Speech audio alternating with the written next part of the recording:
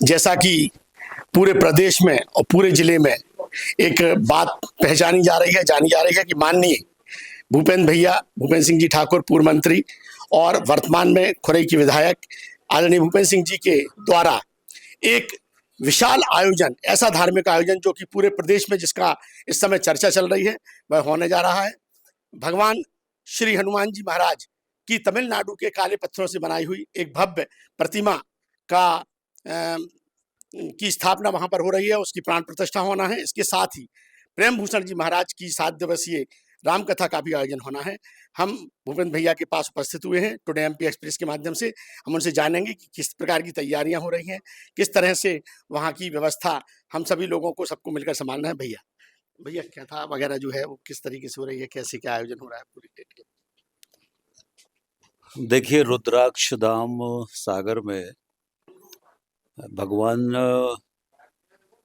श्री हनुमान जी का मंदिर का निर्माण हुआ है और भगवान की प्राण प्रतिष्ठा 1 फरवरी को संपन्न होगी और भगवान की प्राण प्रतिष्ठा के अवसर पर 31 जनवरी से लेकर 6 फरवरी तक प्रेम भूषण जी महाराज जी की श्री राम कथा भी है।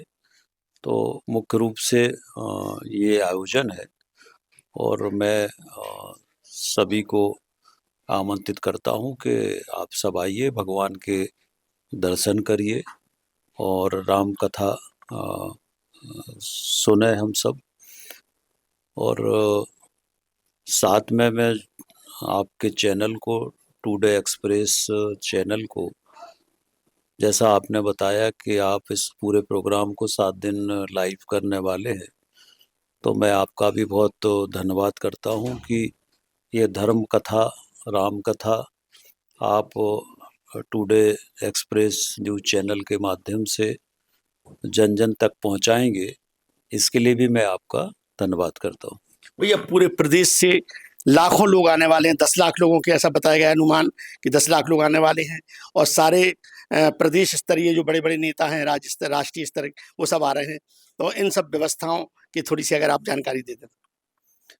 देखिए, चूँकि हम सार्वजनिक जीवन में हैं और पूरे सागर जिले में भी सभी लोगों से, सभी परिवारों से संबंध है।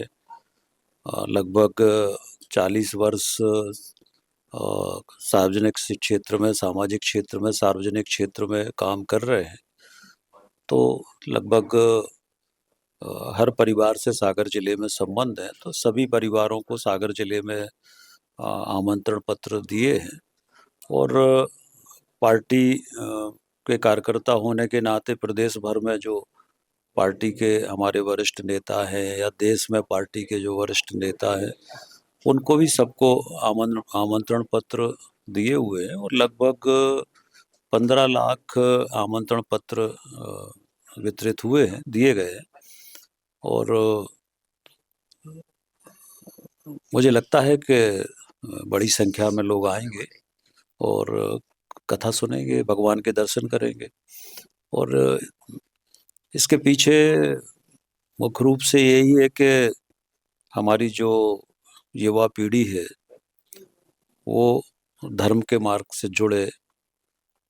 और हम सब जानते हैं कि हमारे जीवन में धर्म, संस्कार और संस्कृति और शिक्षा, ये 4 चीज़ें हमारे जीवन के लिए आवश्यक है। और इसलिए जब ये धर्म के कार्यक्रम होते हैं, कथाएं होती हैं, मंदिर बनते हैं, तो इससे जहाँ लोगों को एक तरफ अध्यात्म की प्राप्ति होती है, भगवान के माध्यम से ऊर्जा की प्राप्ति होती है, वहीं पर कथा के माध्यम से जो एक लोगों का कैसा जीवन होना चाहिए, एक आदर्श जीवन कैसा होना चाहिए, ये राम कथा में हम सबको जानने सुनने का अवसर मिलता है। तो एक आदर्श व्यक्ति कैसा होना चाहिए, आदर्श मानव कैसा होना चाहिए, आदर्श युवा कैसा होना चाहिए, ये हम सबको श्री राम, भगवान श्री राम और भगवान श्री हनुमान जी से और सभी भगवानों से ये प्रेरणा हम लोगों को मिलती है। और इसलिए धर्म के माध्यम से लोग संस्कार, संस्कृति, शिक्षा से जुड़ें। और हम सब जानते हैं कि धर्म विहीन जो शिक्षा होती है वो विनाश की ओर ले जाती है। और इसलिए हमारे देश की जो एक हम कह सकते हैं कि हमारे देश का जो वैभव है या हमारे देश की जो ताकत है वो हिंदुत्व और धर्म है, धर्म और हिंदुत्व है, तो उसको आगे बढ़ाने का प्रयास कर रहे हैं।